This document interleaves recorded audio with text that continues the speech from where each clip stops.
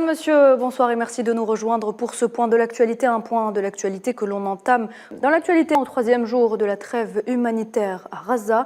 Les forces de l'entité sioniste continuent tout de même leurs exactions. Un fermier a été tué ce dimanche et 8 autres civils ont également été blessés par balle. 8 Palestiniens ont également été tués en 24 heures en Cisjordanie, dont 5 à Jénine, dans le nord du territoire occupé depuis 56 ans par l'entité sioniste. Selon le ministère palestinien de la Santé, les 5 civils morts à Jénine ont été la cible de tirs de l'armée de l'occupation lors d'une incursion de nombreux blindés dans la ville. À noter également que 15 personnes ont également été blessées.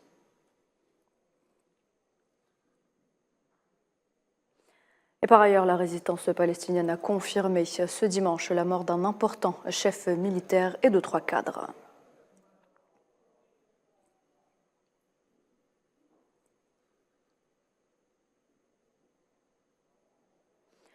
Au troisième jour de la trêve, la résistance palestinienne a libéré donc ce dimanche 17 captifs. À noter que l'entité sioniste a de son côté libéré 39 enfants.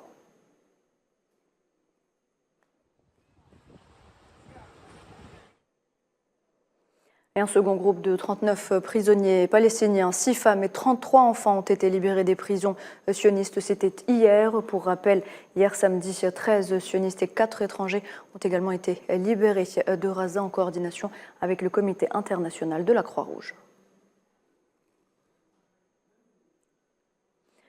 Isra Jabis, une détenue palestinienne libérée par l'entité sioniste, a retrouvé sa famille ce dimanche. Rappelez-vous d'elle, elle a enfin pu retrouver son fils qu'elle avait laissé alors qu'il n'était encore qu'un enfant.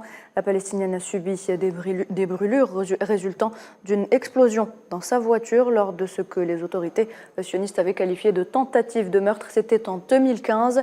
Elle avait été condamnée à 11 années de prison.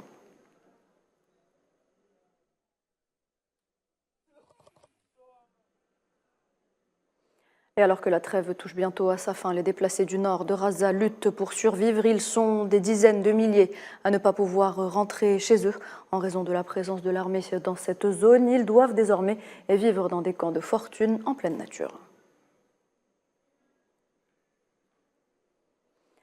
Un total de 248 camions d'aide humanitaire est arrivé dans la bande de Gaza depuis l'entrée en vigueur de la trêve selon l'ONU. Sur ce nombre, 61 véhicules ont acheminé du matériel médical, de la nourriture ou encore de l'eau dans le nord de l'enclave. 11 ambulances, 3 autocars et un véhicule à plateau ont été livrés à l'hôpital Al-Shifa, le plus grand de la bande de Gaza, pour aider aux évacuations.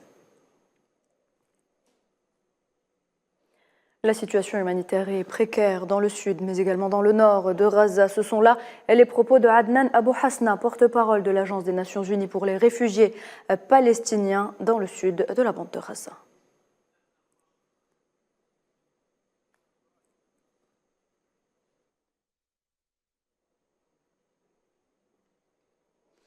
Et voilà, c'est la fin de ce point de l'actualité. Merci de l'avoir suivi. Je vous retrouve à 19 h pour le journal de la rédaction.